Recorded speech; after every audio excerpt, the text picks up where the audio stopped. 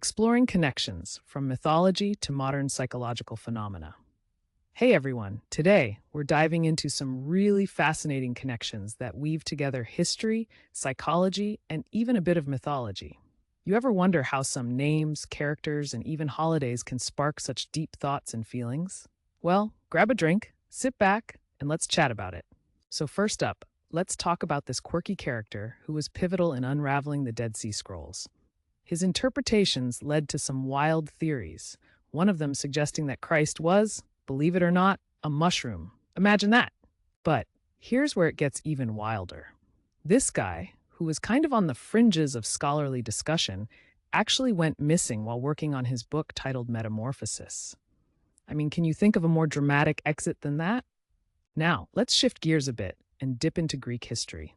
Here, we meet a fellow named Milo. He had quite the rivalry with Clodius, and it's fascinating how even just names can shape the way we see people in history. It's like, when you hear Milo, it echoes in ancient politics. What is it about these names? Do they hold some secret charm? You start to notice patterns, right? It's funny how history and popularity just seem to dance around certain names, leaving us curious about their true impact.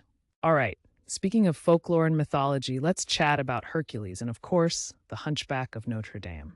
These characters hold so much weight in our society. Hercules represents strength and the struggles we face. The Hunchback embodies society's acceptance or lack thereof. Dig a little deeper, and you see these characters mirror our real-life challenges and ideals. They teach us something about ourselves, don't you think? Now, let's get into the nitty-gritty of what it means to reflect on oneself. I mean, who hasn't felt like they're racing against time, while everything around them seems to be moving at a snail's pace? Sometimes your mind can feel like a whirlwind. It's essential to take a step back and really look at who you are, what you feel, and how you've grown. I've found that it's during these moments of self-reflection that we truly understand our journey. Let's now talk about the holiday season. It's supposed to be a time for joy, love, and giving, right? But what happens when that joy is overshadowed by materialism? People getting caught up in shopping frenzies. The real meaning of the season often gets lost. It's sad to see how socioeconomic struggles impact families during this time, creating a rift of resentment, especially in children. Imagine a kid who can't grasp why gifts don't solve deeper issues like love and presence. This brings us to something quite intriguing: the connection between Stockholm Syndrome and our thoughts during the holidays. Remember, Stockholm Syndrome is when hostages start bonding with their captors. Now think of the pressure that comes with the holidays sometimes. It feels like we're held captive to these expectations, right? From the gifts to the decorations, it can all become a bit overwhelming. Now let's lighten the mood a bit with something beautiful music. I recently stumbled upon a piano piece called Intense Gaze into an Endangered Realm. Isn't that just poetic? It's like it captures all those swirling thoughts and emotions we've talked about. Plus, who remembers David Bowie's Major Tom?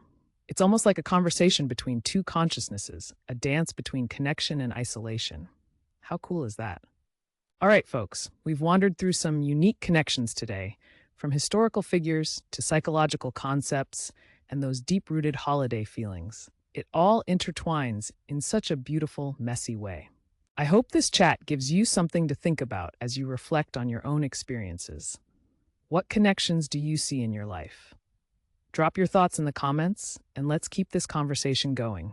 Until next time, take care and remember, love is the greatest gift of all.